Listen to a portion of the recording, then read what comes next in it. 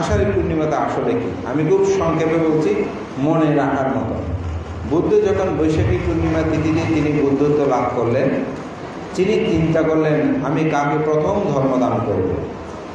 এই বিষয়টা যখন বুদ্ধের চিন্তা চেতনায় আসলেন, তথাগত বুদ্ধ দেখলেন যে ঋষি কালদেব, যিনি বুদ্ধকে সিদ্ধার্থ অবস্থায় দর্শন করে ঘোষণা করেছিলেন যে তিনি অবশ্যই বুদ্ধ হবেন, দেখলেন যে তিনি মারা গেছেন, তিনি বেঁচে নাই।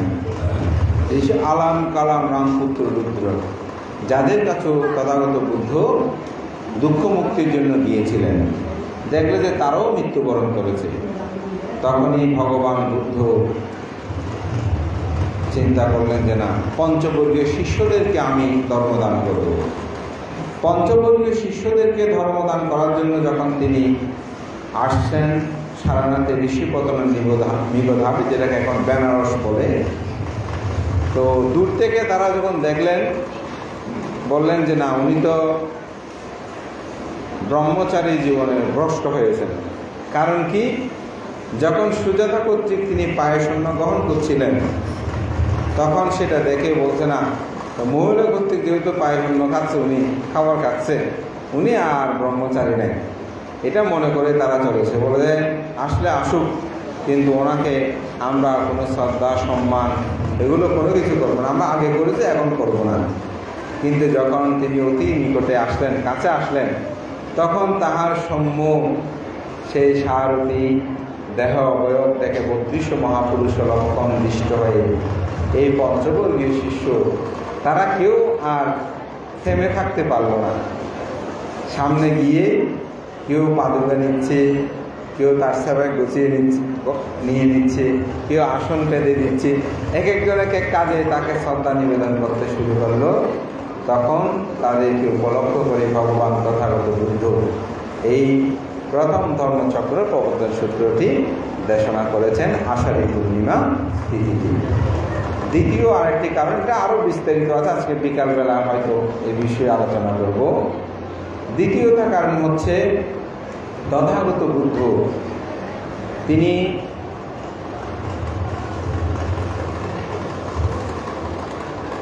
ধর্মচক্র প্রবর্তন সূত্রের পর যখন তার নাম যশ কীর্তি সর্বদিকে বিভূষিত হয়েছে, দলে দলে মানুষ বুদ্ধের সে আদর্শ শিক্ষা গ্রহণ করছে, বুদ্ধের প্রতি শ্রদ্ধান্বিত হচ্ছে, তখন তৎকালীন সময়ে অন্য তীর্থঙ্কর বলা হয় তাদেরকে, অর্থাৎ ভিন্ন ধর্ম দর্শনে যারা ধর্মযাজক ছিলেন, তারা বুদ্ধের বিবিধ বিষয় নিন্দা করতে করতে একটা ঘটনাক্রমে তারা প্রচার করতে লাগলো যে তথাগত বুদ্ধ আসলে ওনার কোনো ঋদ্ধি টিদ্ধি কিছু নাই, ওনার কোনো শক্তি নাই, ওনার কোনো ধরনের সেই ধরনের শক্তি দেখানোর মতন ওনার কোনো ধরনের ক্ষমতা নেই।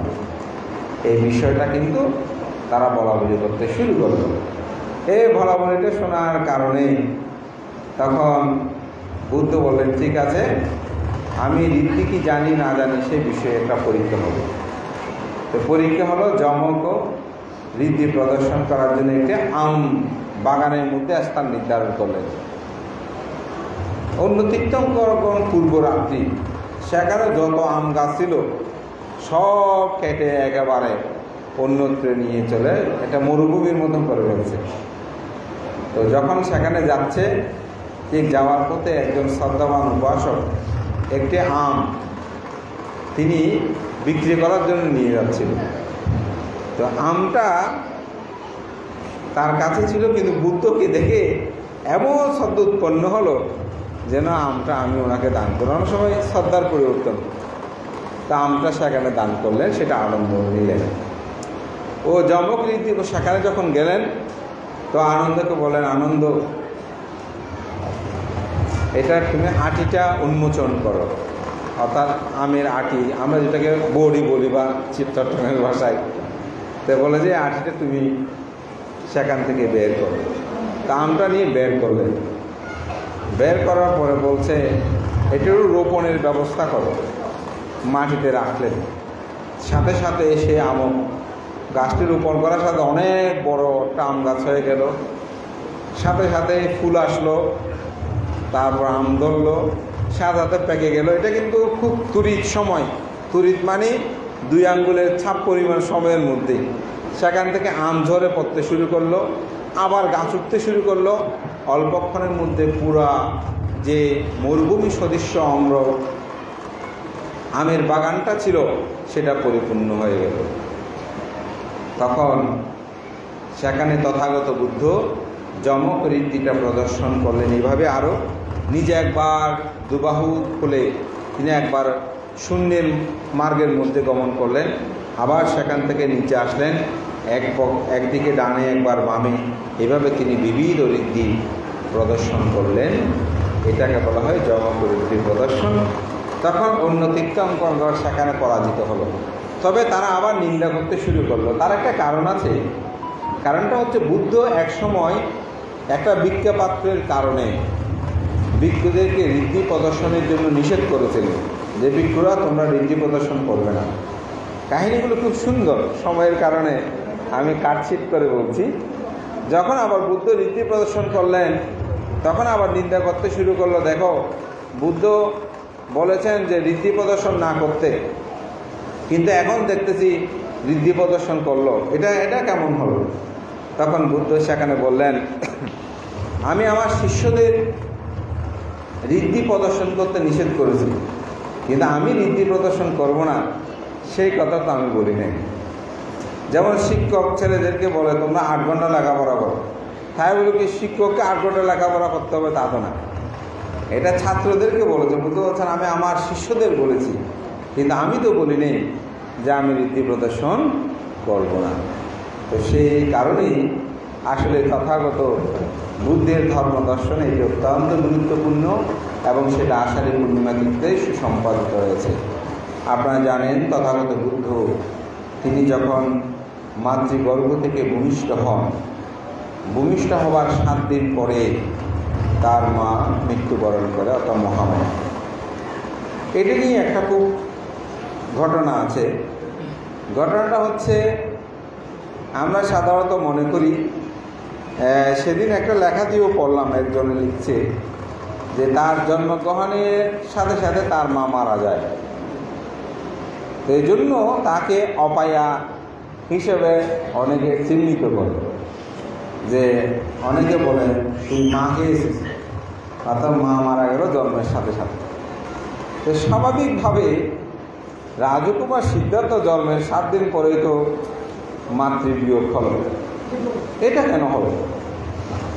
এটা আমাকে একবার একজনে প্রশ্ন করেছে, বানতে এটা এটা এটা কীভাবে সম্ভব? তো আসলে মূল বিষয়টা হচ্ছে বুদ্ধগণের একটা ধর্মতা আছে। ধর্মতা মানে কি? নিয়মটা কি? যেমন ছেলেদের দাড়ি উঠে, মহিলাদের দাড়ি উঠে না, এটা হচ্ছে ধর্মতা, নিয়ম। এটা হচ্ছে মানুষের নিয়ম।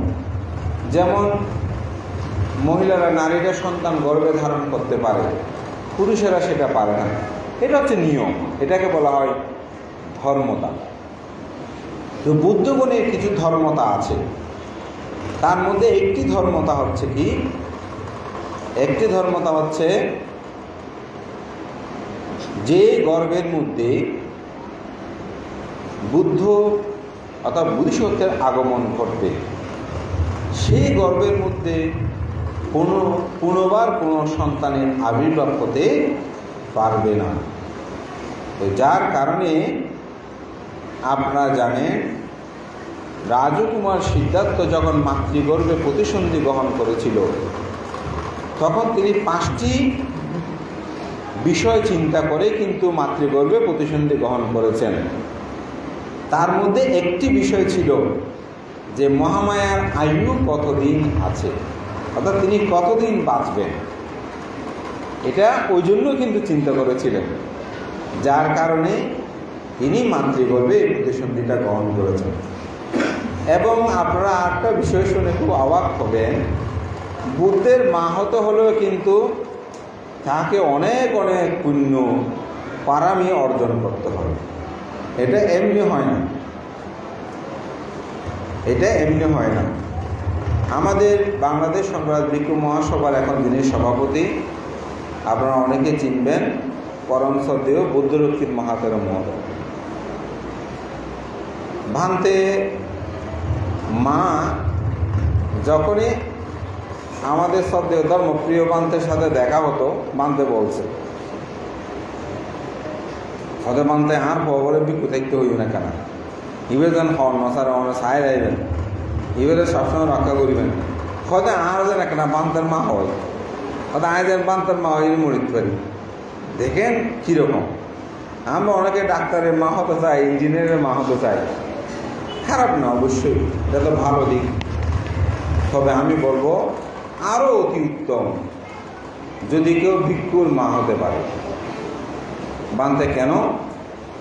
কারণ এটা হচ্ছে পরমাত্মিক জীবন চর্চার পথে তার সন্তানকে ধাবমান করা।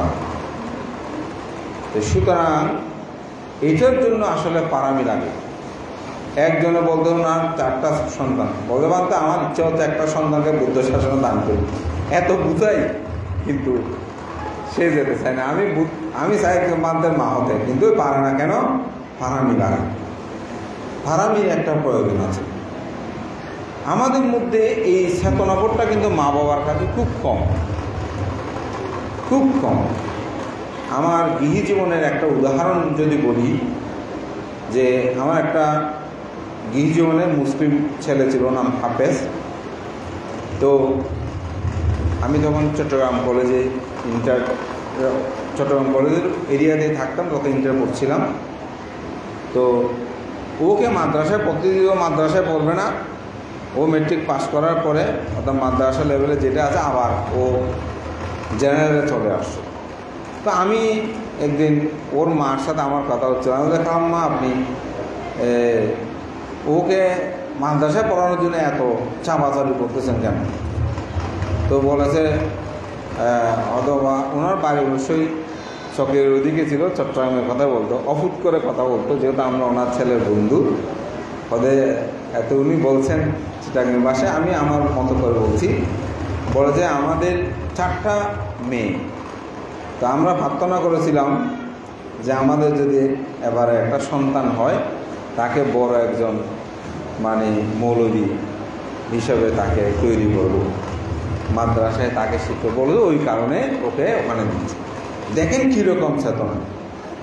আমাদের বৌদ্ধের মধ্যে কজনের জন্য চেতনা থাকে যে আমার যদি একজন সন্তান হয় তাহলে আমি তাকে বুদ্ধ শাসনে দান করব। তবে আমাদের মধ্যে কিছু কিছু মা বাবা সচেতন। আমাদের ঢাকার মেরুবাডা আন্তর্জাতিক বৌদ্ধ বিহারের অধ্যক্ষ ধর্মমিত্র বান্তেকে সবাই চেনেন পড়ানো। তো বান্তের মস্তকের বরণ অনুষ্ঠানে তিনি বলেছিলেন তার বড় কয়েকজন ভাই মারা গেছে। তো মা সংকল্প করেছিল আমার এই ছেলে যদি বেঁচে থাকে মানে তাহলে আমি তাকে বুদ্ধ শাসনে দান করব। তো বুদ্ধ শাসনে দান করেছিল ভান্তে, আজকে বিখ্যাত হয়েছেন। ওনার মা যখন হাসপাতালে, তখন আমি নিজেও দেখতে গিয়েছিলাম। এই কথাটা আমি জন্য যে একটা সংকল্পের কিন্তু বিষয় রয়েছে। তো ঠিক এটা বুদ্ধদের ধর্মতা, যে যেখানে তিনি বুদ্ধিসত্ত্বের আগমন করবে, এটা সবসময় শেষ জন্মে, অর্থাৎ যখন বুদ্ধ হবেন শেষ জন্মে, অন্য জন্মে এটা হতে পারে। শেষ জন্মে যখন বুদ্ধিসত্ত্ব শেষ জন্মে যেটা আগমন, যেই জন্মে তিনি বুদ্ধ হবেন, তখন কিন্তু সেই গর্ভে আর কোনো সন্তানের আবির্ভাব হতে পারে না। সেই কারণে 7 দিনের পরে, অর্থাৎ 7 দিনের পরে মাতৃবিয়োগ ঘটে। যেহেতু মা মৃত্যুবরণ করেছেন, তখনই মায়ের প্রতি একটা করণীয় কর্তব্য অবশ্যই রয়েছে। বিজ্ঞ হলেও কর্তব্য আছে। তো সেই কর্তব্য সম্পাদনের নিমিত্তে মাকে ধর্মদান করার জন্য এই আষাঢ়ী পূর্ণিমা তিথি তার 7ম বর্ষাবাসে তিনি তাবতীঞ্চ স্বর্গে গমন করেছিলেন। এই কারণে আষাঢ়ী পূর্ণিমা তিথিটা অত্যন্ত গুরুত্ববহ। এরপরে হচ্ছে বর্ষাবাস অধিষ্ঠান। এই বর্ষাবাস অধিষ্ঠানটা নিয়ে অনেক কথা আছে। সেদিন একজনে আমাকে নক করলো যে মানতে বর্ষাবাস অধিষ্ঠান সম্পর্কে আপনি আমাকে একটু বলুন, এটা আমরা জানি না। তো আমি বললাম আমি সেই মাত্র আসলে বাংলাদেশের উদ্দেশ্যে যাত্রা শুরু করেছি গাড়িতে। তো যাই হোক, আমি বললাম আসলে এটা লেখাচ্ছে, লিখতে অনেক সময় লাগবে, আপনার একটু ফোনে বলতে পারলে ভালো হয়। আপনি কল সুযোগ বুঝে কল করো, দেখে সাথে আরও কল করলো। তো যাই হোক, আমি সেখানে বর্ষাবাসের অধিষ্ঠান সম্পর্কে তাকে কিছু বললাম, সেগুলো কৃতজ্ঞতা জানালো। নবীন একজন আসলে সেই ভিক্ষু। তো বর্ষাবাস অধিষ্ঠানটা কিন্তু আসলে মূলত ভিক্ষুদের একটা বিষয়। বুদ্ধের সময়কালে সারা বছরই যখন ভিক্ষু সংঘ ধর্ম প্রচার করার জন্য এদিক সেদিক বিচরণ করত, তখন দেখা যেত কৃষকরা চাষ করেছে, ধানের চাষ করার জন্য এই যে বর্ষাকালীন সময়ে আটি তৈরি করেছে, আইল যাকে আমরা বলি। তো যেহেতু কাঁচা আইল, সে পথ দিয়ে ভিক্ষুরা একজন দুজন নয়, তখন তো সহস্রজন ভিক্ষু যেত। তো আইলগুলো চ্যাপ্টা হয়ে যেত, এখানের পানি অন্যদিকে গড়িয়ে পড়তো। আর আইল তখন মানুষরা বলে আমরা এত কষ্ট করে ধান চাষ করতেছি, আটিগুলো তৈরি করলাম, এই বুদ্ধের শিষ্যরা যেতে যেতে আমাদের ফসলেরও ক্ষতি করতেছে। আবার দেখা গেল পোকামাকড়ের উপদ্রব থাকে কিন্তু বেশি বর্ষাকালীন সময়ে। বিভিন্ন পোকামাকড়ের কামড়ে অর্থাৎ সাপে দংশনে অনেক ভিক্ষুর প্রাণহানি হচ্ছে। অনেকে নদী পার হতে গিয়ে দেখা গেল হঠাৎ ঢল এসেছে, নদীতে ভাসিয়ে নিয়ে গেছে, অনেক ভিক্ষুর প্রাণহানি হবে। অনেকে আবার নদী পার হওয়ার সময় সাঁতার জানে না, গরুর লেজ ধরে পার হতে গিয়ে মাঝখানে গিয়ে দেখা গেলো আর বাঁচতেছে না, গরুরটা নিতে হবে, গরুর উপর উঠতে গিয়ে গরুটা ছাপে পড়ে মারা গেল। বলতে তারা প্রাণী হত্যা করে না, কিন্তু গরুর উপর উঠে তো গরুটাকে হত্যা করছে। এভাবে বিভিন্ন নিন্দা অপনিন্দা করতে শুরু করলো। আবার দেখা গেল যে ভিক্ষুগণ দেশ থেকে দেশান্তরে গমনাগমনে বর্ষাকালীন সময়ে এরূপভাবে বিভিন্ন সমস্যার সম্মুখীন তারা হচ্ছে।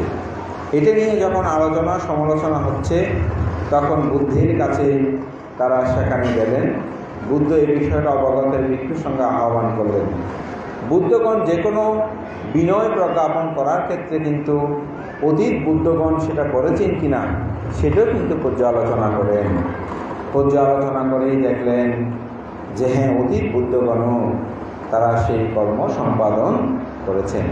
তখন বুদ্ধ আইন প্রজ্ঞাপন করলেন, হে ভিক্ষুগণ, আমি বিনয় প্রজ্ঞাপন করলাম যে তৈমাসিক বর্ষা ব্রতে আষাঢ়ী পূর্ণিমা থেকে আশ্বিনী পূর্ণিমা পর্যন্ত এই 3 মাস ভিক্ষুগণ দিক বিদিক ধর্ম প্রচারের জন্য গমন করবে না, একটি স্থানে অবস্থান করে সেখানে শীল সমাধি প্রজ্ঞার আচরণ করবে। এটি বুদ্ধ আইন প্রজ্ঞাপন করেন। যদি কোনো ভিক্ষু এই বিনয় লঙ্ঘন করে তাহলে তার দুঃখার্থ আপত্তি হবে। এটি বুদ্ধ আইন করলেন। এখানে একটু অনুচ্ছেদ না বললে আপনারা হয়তো অনেক সময় ভুল বুঝতে পারেন বামতেদের, সেই জন্য একটু বলছি। তাতে দেখা গেল অনেক ভিক্ষুর মা বাবা অসুস্থ, ভিক্ষুটা আর যেতে পারতেছে না, যেহেতু 3 মাস কোথায় যেতে নিষেধ করে, নির্দিষ্ট থাকতে বলেছে। কোনো গুরু অসুস্থ, সেখানে যেতে পারছে না। অনেক শ্রদ্ধাবান দায়ক তারা দান করবে, ফান করছে, কিন্তু ফান গ্রহণ করে না, যেহেতু বর্ষাপাত যেতে পারবে না। দেখা গেল 3 মাসের আগে লোকটা মারা গেছে, তখন আত্মীয় স্বজন বলা বলি করতেছে, বান্তরা না আসা দেয়, আমরা সমাধানটা করতে পারিনি। তখন বুদ্ধ আইন দিলেন, হে ভিক্ষুগণ, আমি বিনয় প্রজ্ঞাপন করলাম যে ভিক্ষুগণ 7 দিনের অবকাশ নিয়ে, 1 সপ্তাহকাল অবকাশ নিয়ে তারা মাতৃ দর্শনে যেতে পারবে, পিতৃ দর্শনে যেতে পারবে, কেউ মৃত্যুবরণ করলে তার অন্ত্যেষ্টি অনুষ্ঠানে যেতে পারবে, কেউ সঙ্গদান করলে সেখানেও যেতে পারবে, কেউ বিবাহ করলে বিবাহ মন্ত্র দিয়েও সেখানে যেতে পারবে। এরকমভাবে বুদ্ধ আইন প্রজ্ঞাপন করলেন। এখন একটা প্রশ্ন অনেকে করে, ত্রৈমাসিক বর্ষাব্রতে বিবাহ করা যায় কিনা? তো আসলে ত্রিপিটকের মহাবর্গ অনুসারে করা যায় না, তবে বিবাহ মন্ত্র দেওয়ার জন্য অর্থাৎ সূত্রপাঠ করার জন্য বুদ্ধ কিন্তু 7 দিনের অবকাশ নেওয়ার কথা বলেছেন। কিন্তু আমাদের পূর্ব আচার্যগণ এবং আমাদের সমাজপতিগণ তারা কিন্তু এই 3 মাস বর্ষাবাসে বিবাহটাকে তারা বন্ধ করেছেন। এটা কিন্তু সামাজিক আইন। কেন? কারণ মানুষ যেহেতু ব্রহ্মচারীর প্রতি একটা মন ধাবমান থাকে।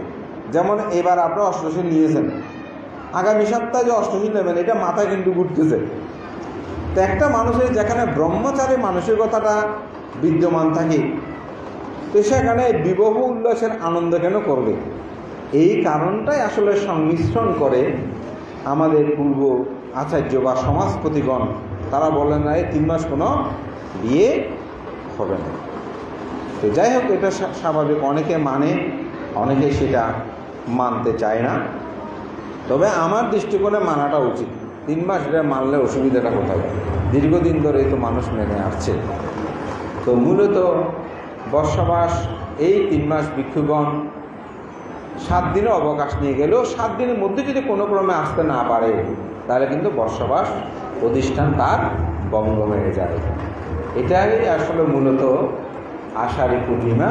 তবে তার একটা প্রথম পূর্বে যে বিষয়টা, সেটা আমি একটু শেষে বলছি অর্থে। আজকের এই আষাঢ়ী পূর্ণিমা তিথিতে রাজকুমার সিদ্ধার্থ পূর্ণিমার এই আলোতেই বলা যায় তিনি রাজপ্রাসাদ ত্যাগ করে তিনি গৃহত্যাগ করেছিলেন এই আষাঢ়ী পূর্ণিমা তিথিতে। যত ঘটনা ঘটেছে, যদি আজকে আষাঢ়ী পূর্ণিমা তিথিতে তিনি গৃহত্যাগ না করতেন, তাহলে কিন্তু তাহার পক্ষে বুদ্ধ হওয়া সম্ভব হতো না। তো এটিকে বলা হয় অবিনিষ্ক্রমণ। এটা আমরা সাধারণত সংসার ত্যাগ করি, কিন্তু ত্রিপিটকের কোনো বইয়ে দেখবেন আমরা সংসার ত্যাগ, এটাকে বলা হয় গৃহ ত্যাগ। সংসার ত্যাগটা কখন করেছেন? যখন তিনি বুদ্ধ হলেন। সংসার ত্যাগ করেছেন। গয়ার বুদ্ধিদের মতো হলে বসে বুদ্ধ হওয়ার সাথে সাথে তিনি যখন বললেন অনেক জাতি সংসারানি সন্ত বিশ্বানি বিশান গাহাকার কবে সন্ত দুঃখ জাতি পুনঃ পুনঃ গাহাকার আদিত্যসি পুনঃ জ্ঞানাকাশ সৎপথে নসুকা বিশঙ্কর চিত্তম ধন্যহং কয়মচ্ছা। বুদ্ধ এখানেই কিন্তু বললেন যে গৃহত্যাগ নয়, সংসার ত্যাগের কথা। আষাঢ়ী পূর্ণিমা তিথিতে সেজন্য মহা অবিনিষ্ক্রমণ এবং যেটাকে আমরা গৃহত্যাগ করি, এটা সুসম্পন্ন হয়েছে। এই স্মৃতি বিজড়িত। তো সবার কাছে প্রত্যাশা থাকবে, আপনারা এই ত্রৈমাসিক বর্ষা ঋতুতে মাত্র 13টা উপশীল আছে, দিবস আছে, এগুলোতে আপনারা সংকল্প করবেন অষ্টশীল পালন করার জন্য। শুধু নিজেরা নয়, আপনাদের ছেলে মেয়েদেরকেও, বিশেষ করে যাদের মধ্যে পদজ্ঞান আছে, তাদেরকে আপনারা অবশ্যই অষ্টশীল নিতে উৎসাহিত করবেন। আমাদের অনেক মা বাবাকে আমি দেখেছি, ছেলে মেয়ে অষ্টশীল নেওয়ার জন্য আগ্রহ হলেও মা বাবার মধ্যে আগ্রহ দেখা যায় না। আমি একবার একটা ফাঁকে গিয়েছি, আপনাদেরকে আগেও একবার সেটা বলেছি। তো ফাঁকে যাওয়ার পর স্বয়ং খেতে বসলাম। তো স্বয়ংও দিচ্ছে, উপাসক উপাসিকা ওদিকে সব ঠিকঠাক করে দিচ্ছে। বর্ধমানতে আমার ওনার ক্লাস 8-এ পড়ো বোধহয় মেয়েটা, আমাদের আশেপাশে ঘুরতেছে, বাবাকে এটা সেটা এগিয়ে দিচ্ছে।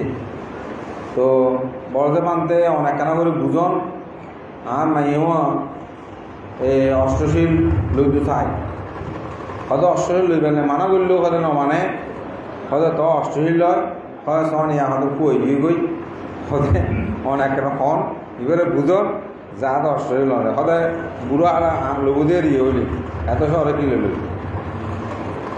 আমার আর স্বয়ংকে দিচ্ছে করতেছে না, রাগ উঠছে অনেক। মানে কি বলবো, স্বয়ং খাচ্ছি, মানে সত্যি আমি স্বয়ং বেশি মানে মন করে আর খাওয়া হয় নাই, রাগ উঠছে অনেক, সহ্য করতেছি, কি বলবো না কি বলবো। তো যাই হোক, স্বয়ং টয়ং শেষ হওয়ার পর যখন মন্ত্র দিয়ে বসলাম, বললাম যে উপাসিকা এই মেয়েটা খুব ভালো পথে যাচ্ছে, একবেলা যদি ভাত না খায় সমস্যাটা কোথায়? আপনি ওর শরীর চিন্তা করতেছেন, কিন্তু তার মন নিয়ে চিন্তা করতেছেন। মনটা যদি সার বিচলিত হয়, শরীর বিদ্যমান থাকবে, তো অনেকক্ষণ বুঝালাম। তো আসলে কলসি যদি উপর করে রাখেন, মুখটা নিচের দিকে রাখেন, বৃষ্টি যত পড়বে পড়ুক, ওখানে গিয়ে পানি ডুববে। তা আমি যতই ওনাকে বলি, কারণ মিথ্যের দৃষ্টিতে ওনাকে ধরে আছে এমনভাবে, মাথায় ডুববে কিনা জানি না। তবুও যাই হোক, আমার মেয়েকে বুঝান এটা বন্ধ হয়ে গেল। তো এবং পরে আমি অবশ্যই আর ফাঁঙেও যাইনি, হয়তো আমাকে ফাঁং করেও নাই বা আমারও আর যাওয়া হয় নাই, কারণ উল্টো হয়ে গেছে। তো আমাদের অনেক মা বাবা আছে সেরকম। তো বৃদ্ধকালে এসে আমাদেরকে বলে, বুড়ো যখন হয়ে যায় মানতে অনারা ফাঙ্গু দিলায় বহুত খুশি হই, এনেগুলো চাইব। এগুলো আমার প্র্যাকটিক্যাল কথা। এরকম কিছু চাই ফুয়া হরে বউ হরে চাপ দেয়া হতে বানতে হাজিয়া কেনা মাতৃপূজা পিতৃপূজার কথা হইও অনর্ভক্ত, কিন্তু অনসূত্রও নেয় সত্যি নেয় কেসে ছাড়ি দেয়। আজ অনর হতো মানিব দেয়, হয়তো অনর ফাঙ্গু নাই যে খুশি হই পর দয় ঘর ঘর হয়তো অনেক কেনা মাত হতো আবার হ্যাঁ হইয়ে যে বুঝিন না পারে মা অনেক করে কইয়ে। তো মাথায় তখন চিন্তা করি যে এই বয়সে গিয়ে বুঝালে হবে। অনেক সময় অনেক মানুষ আছে যে পঞ্চায়েত প্রার্থনা করলে ভুল করে যে বলি না, সোজা কথা মানে কেন উনি মনে করে এতগুলো মানুষের সামনে আমাকে অপমান করলো, সমস্যা করে যাই। তবু অনেক সময় আমি ডেকে নিয়ে বলি আপনি একটু সুন্দর এভাবে বলবেন। কারণটা কি? কারণ মানুষ যখন বড় হয়ে গেছে, ওনার মধ্যে অর্থবিত্ত টাকা পয়সা আছে, উনি আমাকে সহজে গুরু হিসেবে গ্রহণ করতে অনেকেই সেটা চায় না। তো ছোটোবেলায় যদি আপনি শিক্ষাটা দেন, তাহলে সেই ছেলে অবশ্যই আপনার কথা শুনবে এবং মানবে। আমি একটা উদাহরণ আজকে সকালেও বলেছি, মাটি নিলে মাটির ডলার যদি মাটি নরম হয়, সেটাকে বাঘ ভাল্লুক যা ইচ্ছে বানাতে পারবে। কিন্তু মাটির যখন শক্ত হয়ে যাবে, কোনো কিছু বানাতে পারবেন না, যেটা আছে সেরকম বানাতে গেলে ভেঙে যাবে। ঠিক ছোটোবেলায় হচ্ছে শিশু মন, সে সময় যদি আপনি তাকে বানাতে পারেন, আমি বলবো আপনার জীবনটা হবে সার্থক। ধর্ম করার জন্য বলতেছে, আমাদেরকে দান ধর্ম করার জন্য না, আপনাদেরকে দান ধর্ম দেওয়ার জন্য। বানতে কেন? সন্তান যদি কৃপণ হয়, আপনাদের ভালো চিকিৎসা করাবে না। সে মনে করো বুড়ো হয়েছে, মারা যাক না, অসুবিধা কি? বলবে না? কৃপণ হলে সে বলবে তো। সেরকম বলে কিনা আমি উদাহরণ দিতে পারবো, আমার অনেক উদাহরণ আছে। সাধারণত আমি যে কোনো কেউ পরিচিত অসুস্থ হলে একটু দেখার জন্য চেষ্টা করি, সময় থাকুক খুঁজে নিয়ে, কোনো পরিচিত মানুষ হলে। অনেক সময় হাসপাতালে একজন দেখতে গেছি, বুড়ো শুনছি 2-4 জন দেখে আসছি। আমি দেখেছি ভাই দাঁড়িয়েছে, ওদের বান্ধায় 35-40 হাজার টাকা খরচ হই, তো ভাই এখন ওকে টেস্ট করতে হবে দিবে। আমি উপরে উঠতেছি, হতে বানতে যারা টিয়ান লাগবে ওরে হদে আনগরত দে, হদে অনেক কানা করে কই দন না। হ্যাঁ দেখছে ঠিক আছে। উঠে সাধারণত কেমন আছে এসে জিজ্ঞাসা করি, একটু ভিতরে যাওয়ার জন্য বিভিন্ন প্রশ্ন করতেছি। তো প্রশ্ন করতে করতে উত্তর পেলাম, হয়তো বান্ধব ইতে হাওয়াইব না, হয়তো আইম হয়তো আয় 2 টাকা দিতে হয়, তাই টেয়া নয়। তা দি তখন বললাম, মনে করেন ওনার আপনার 3 ভাই, মনে করেন ওই 2 ভাই নাই, আপনি একা একজন, আপনি মা বাবাকে দেখতেন না। হয়তো বান্ধব সম্পদ তো বা কত লইব, আরে মনে করেন সম্পদ ওই 2 ভাগ আপনার নাই। হয়তো বান্ধব অনেক মানুষ হন আই দেবা সম্পদ হারাইলে সম্পদ তুমি খাইবে, কিন্তু বাপ হারাইলে তুমি বাপ না খাইবে। হ্যাঁ যেটা হত হয়ে তুমি গুজরে তোমার পদে তো বড় হইব, তখন তুমি গুজরে হাঁদিবে। তুমি যদি আগে হতা নষ্ট টিয়া বে, এখন তুমি তো তোমার টিয়া হুন দেব, তুমি চিন্তা করতে জানো আয় তোমার কই। যাই হোক, সে করেছে।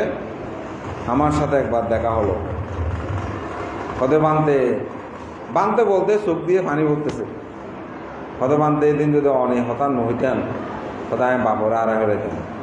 বানতে অনের প্রতি আই বড় কৃতজ্ঞ, হ্যাঁ বাবা সুস্থই ভালো আছে।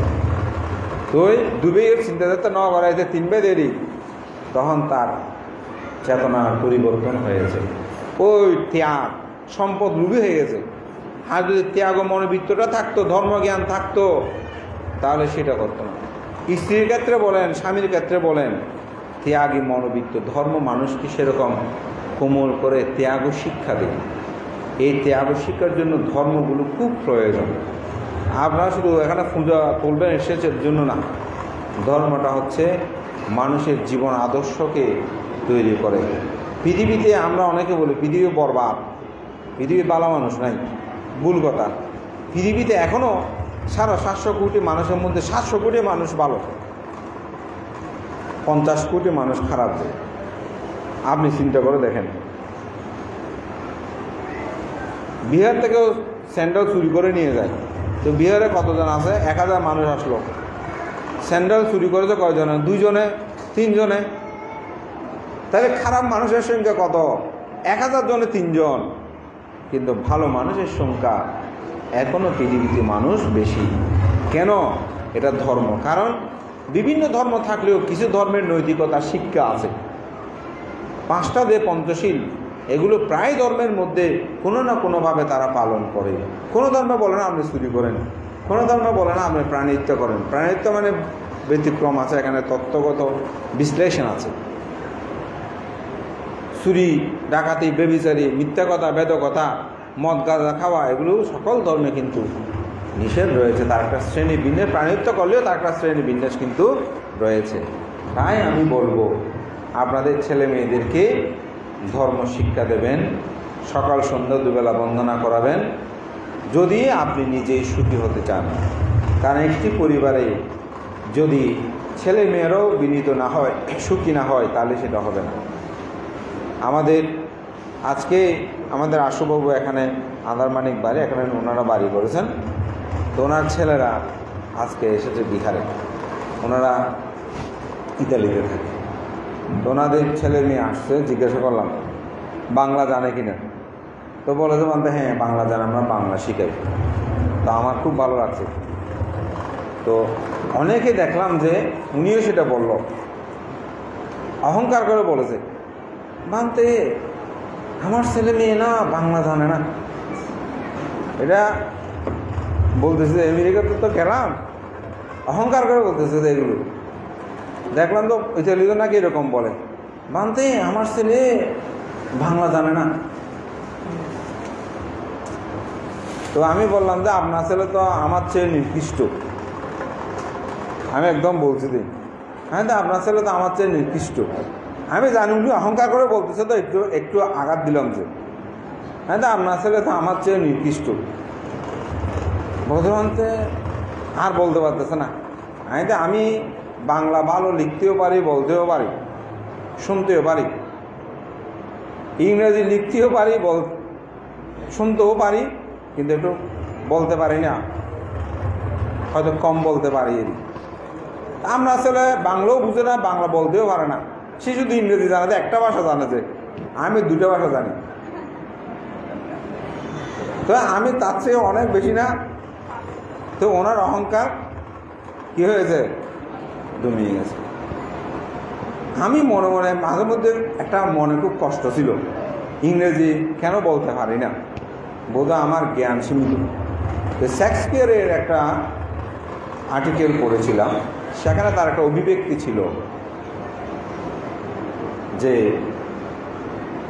মানুষ যদি ইংরেজি জানাকে পণ্ডিত মনে করে, তাহলে তো ইংল্যান্ডে অর্থাৎ ব্রিটেনে চাষবাস করে স্কুল কলেজ জানে, সেও ভালো ইংরেজি জানে, তাই বলে কি সে পণ্ডিত? এটা আমার মাথায় ধরেছে, কথাটা দাঁড়ায়। ইংরেজি জানলে যে পণ্ডিত হবে না, ইংরেজি একটা কি ভাষা, এটা নিয়ে অনেকে গর্ব করেছে না আমার ছেলে এরকম। এটা আসলে গর্বের কোনো, আপনি বহু বিষয়ে ভাষা জানলে ভালো, তো হিন্দি জানলেও ভালো। আমাদের এখানে অনেক হিন্দি, আমার বাগিনে একটা আছে যেরকম হিন্দি জানে, বলার মতো না। তো যে কোনো এটা একটা ভাষা। আপনারা এটা আমি গৃহী জীবনেও দেখেছি বইটা, আমাদের আমি এখানে তারা জামিন একটা বই, মুভি এটা, হ্যাঁ তারা জামিন পান। ওখানে একটা ছেলে সেই কটা যখন লিখে সে উল্টো লেখে সব। এখন টিচাররা ওর প্রতি বিরক্ত হয়ে গেছে, ও যে কোনো কিন্তু ছবি এগুলো উল্টো আঁকে। তো একজন নতুন শিক্ষক আসলো, সেও বিখ্যাত অ্যাক্টর, সে তার বিষয়টা বুঝতে পারলো, মানে সে উল্টাটা চিন্তা করে, মানুষ কটা বা অক্ষরটা এভাবে লিখলে সে মনে করে এইভাবে লিখলে কেমন হয়। তো তার মা বাবা এটা নিয়ে খুব বিরক্ত, ছেলেকে দিয়ে দিল এতে। তো বাবা মা যখন আসছে একটা চাইনিজ লেখার বই বের করে দিল, বলে এটা একটু পড়েন তো। মা বাবা এটা পড়তে পারে না, কারণ চাইনা লেখা তো সে জানে না। বলে এগুলো এই লেখাগুলো বুঝেন? বলে না, এগুলো বুঝি না। বলে তার মেধা, তার মননশীলতা সব ঠিক আছে, কিন্তু সে চায় সেই উল্টোভাবেই সব কিছু করি। এটা তার চিন্তা চেতনা। আপনি দেখেন পৃথিবীর ভাবুক মানুষগুলো সেরকম হয়।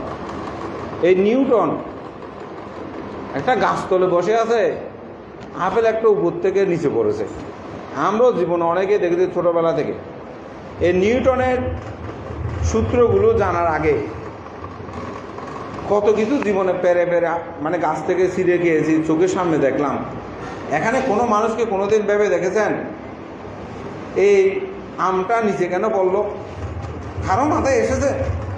আমি তো আমার মাথায় আসে না, আপনাদের কারো মাথায় এটা হাত তুলে বলেন। মানে ছোটোবেলায় নিউটনের সূত্র শিখার আগে আমি এটা চিন্তা করেছি। দেখেন আমাদের কারো মাথায় সেটা আসে নাই, কিন্তু নিউটন ভাবতেছে যে আপেলটা নিচের দিকে না গিয়ে উপরে তো শূন্য, সেদিকে গেল না কেন? দেখেন এটা চিন্তা করতে করতে সেই মধ্যাকর্ষণ সূত্র আবিষ্কার করলো। আজকে বিমান, এই সে বিদ্যুৎ, এগুলো সব কিন্তু ওইটার উপর ভিত্তি করেই আজকে পৃথিবীর এত আবিষ্কার। এটা হচ্ছে জ্ঞান। তো সুতরাং বুদ্ধ কোন স্কুল কলেজে গিয়েছেন?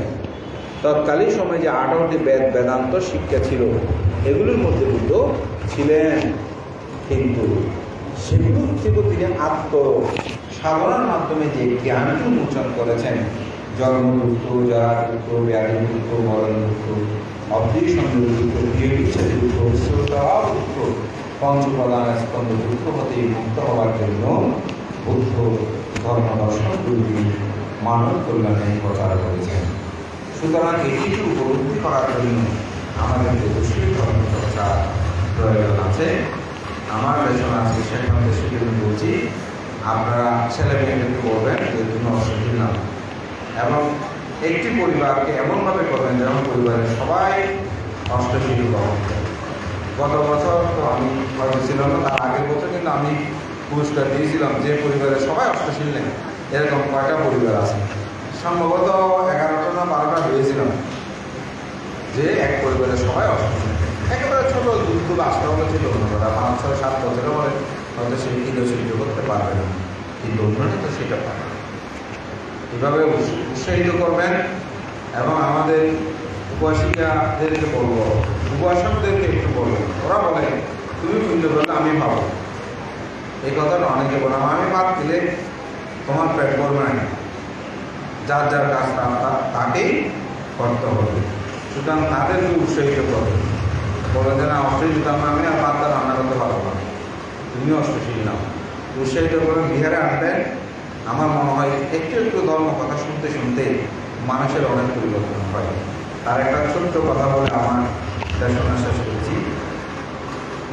একটা ছেলে আমার কাছে আসলো, এসে ফান করলো, তো তার সাথে পরিচয় হলো। আমাদের বৃহৎ উন্নয়নে তার অনেক অবদান। তো একদিন সে আমাকে বলতেছে, বান্তে আপনার কাছে কেন আসি জানেন? বলছে আমার মাটা অষ্টশীল দিল না, ধর্ম করতো না, বন্ধন করতো না। আমি আপনার সূত্রগুলো ছেড়ে দিতাম, ছেড়ে দিলে আমার মা ভোরবেলা আমি যে বসে ঘুমিয়ে আসে, আমার মা খুব বিরক্ত হয়ে গেল। কিন্তু আমি সূত্র ছাড়তাম, ছাড়তে ছাড়তে অনেকদিন পর, প্রায় 5-6 মাস পর একদিন আমি সূত্র ছাড়তে ভুলে গেছি বা ছাড়ি নেই। আমার মা তো মাঝে মধ্যে আমাকে বিরক্ত করতো, বলে তোমরা বলে সকালে ঘুমো তাই না শুক্র ছাড়ি দাও, এরকম বলে। বলে মধ্যে 5-6 মাস থেকে অধিক হবে। একদিন আমার মা আমাকে বলতে সূত্র বলছে না তখন সকালে, হয়তো কি আর সূত্র কাল মামা আলাদা হয়তো আরেকটা তারা আছে, হয়তো সাত হয়তো আমি মানতে ছাড়ো না, কিন্তু যেতে যেতে ভাবতেছি আমার মা তো সূত্র শুনতে চাইতো না, বুঝতেছি বকা টকা করতো, ছোটো করে কিছু বলতো। তারপর দিন বলবো 2-3 দিন পরে আমি ইচ্ছে করে আমার সূত্র দিই দেখি মা, আমি যখন উঠে টুকটাক করতেছি মা ওদের সূত্র কেন বড় সূত্র দেখে না, ওটা আমি না শোনার মতন করে আসি। পরে দেখি মা উঠে নিজে বর্ধমান প্লেয়ারটা ছাড়বে, ওটা আমার মা অষ্টশীল নয় ওদের এইটার মধ্যে আমার হয়তো মানে এই সূত্রে উদ্ভাবন মতো একটা বাংলা শহর ছিল বর্ধমান এটার একটা প্রভাব। আমি এই জন্যই বলছি, আমার আত্মপ্রচারের জন্য নয়, আমরাও যখন একজন মানুষকে উৎসাহিত করবেন তখন কিন্তু তার মধ্যে সেই চেতনাবোধটা জাগ্রত হবে। আপনাদের সবার মধ্যে এই চেতনাবোধ জাগ্রত হোক। সর্বশেষ আবারও আবেদন আহ্বান, আজকে বিকালবেলায় সার্বজনীনের সময় সবাই উপস্থিত হবেন।